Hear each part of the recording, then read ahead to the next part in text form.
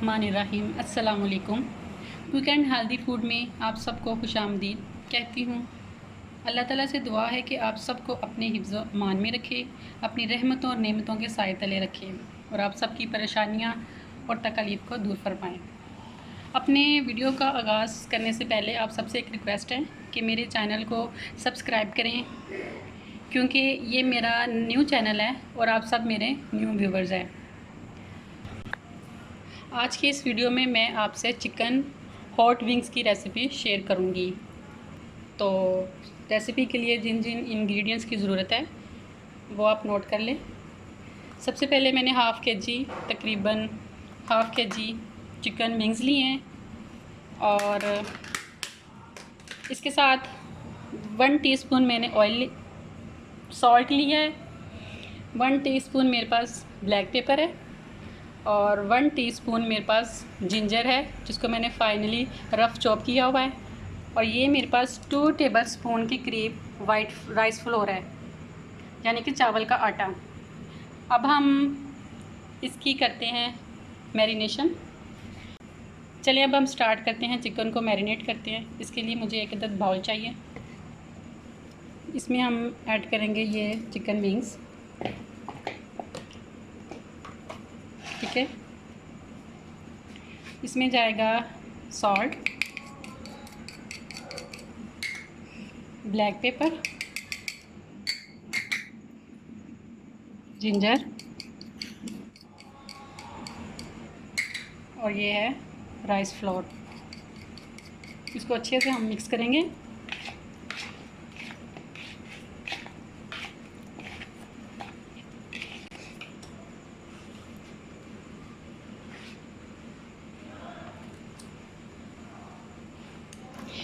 मैं इधर चॉपस्टिक से इसको मिक्स कर रही हूँ, लेकिन आप लोग अपने हाथों से भी इसको अच्छे तरीके से मिक्स कर सकते हैं।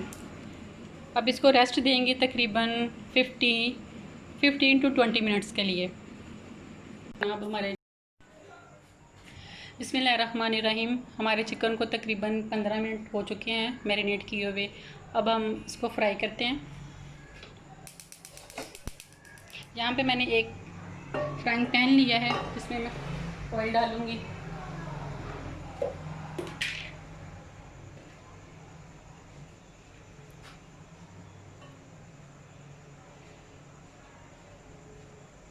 ये मैंने फ्राई के लिए ऑयल लिया है। अब इसको थोड़ा सा हम गर्म होने देंगे।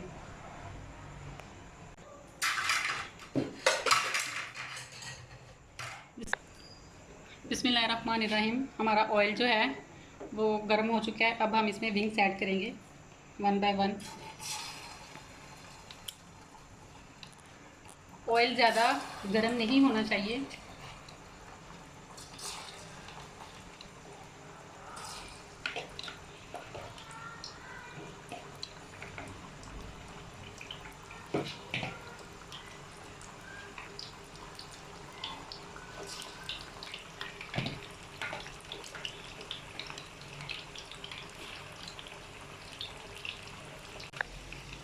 चिकन को हम तकरीबन 10 मिनट तक इसको फ्राई करेंगे।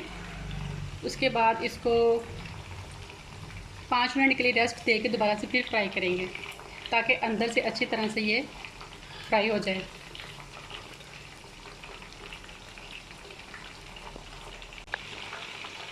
माशाल्लाह अल्हम्दुलिल्लाह, ये देखें चिकन हमारा काफ़ी हद तक फ्राई हो चुका है, लेकिन अभी हम इनको मज़ीद 5 मिनट और फ्राई करेंगे।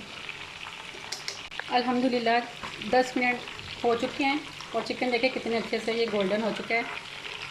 अब हम इसको अपने फ्लेम को ऑफ करते हैं और चिकन को निकाल के 5 मिनट के लिए इसको रेस्ट देंगे। उसके बाद फिर फ्राई करेंगे।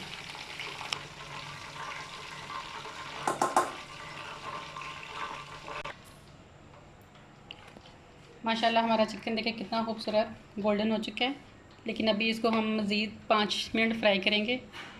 अब हम इसको मैदे में इसकी कोटिंग करेंगे अच्छे से और 1 बाय 1 ऑयल में डालते जाएंगे।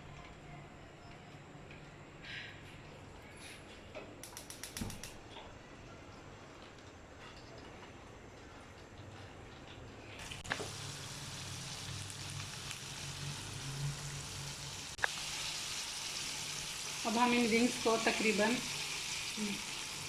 گولڈن ہونے تک مزید فرائی کریں گے. جب تک یہ فرائی ہو رہے ہیں ہم اس کے ساتھ اپنی سوس تیار کر لیتے ہیں. پین ہمارا گرم ہو چکا ہے. اب اس میں 2 سے 3 ٹیبل سپون آئل جائے گا. آئل گرم ہو چکا ہے. اب یہاں پہ میں نے لہسن لیا تھا تقریباً 1 چمچ کے قریب ہے. اس کو چوپ کیا ہوا ہے. اس کو فرائی کریں گے. جس کے ساتھ یہ ریڈ ثابت مرچ، اس کو ہم ہلکی آنچ پہ گولڈن ہونے تک فرائی کریں گے. ہمارا لہسن جو ہے وہ گولڈن ہو چکا ہے. اب ہم اس میں سویا سوس ڈالیں گے.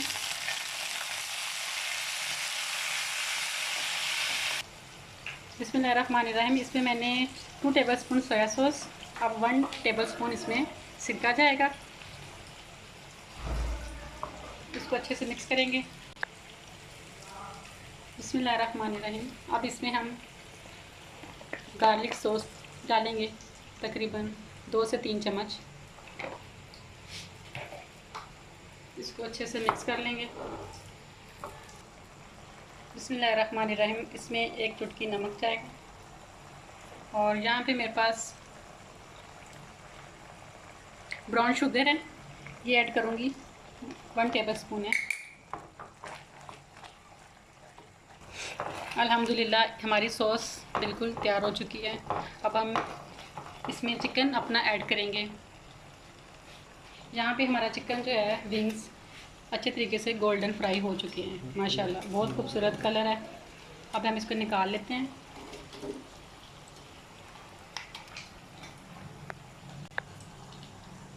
الحمدللہ یہ دیکھیں چکن ہمارا بہت اچھے طریقے سے فرائی ہو چکا ہے.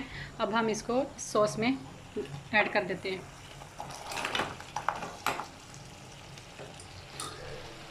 اس کو اچھے سے مکس کریں گے.